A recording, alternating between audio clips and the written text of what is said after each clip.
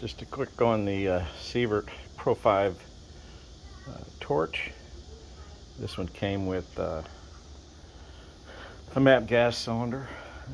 Pretty much what it's got, you'll see piezo ignition, inverted capability, cylinder valve protection, flame adjustment, trigger on off, and a trigger lock. Flame adjustment is here, piezoelectric starter here, and lock on here. So a little hard to do with one hand, but works pretty good. Just do a little quick sweat joint, actually a re-sweat joint. Heats it up pretty quick. Got the torch on medium right now. It's already sweated in.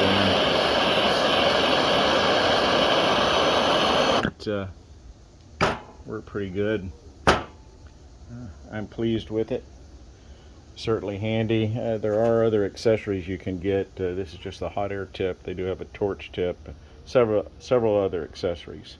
So in general, I like it. I would recommend it.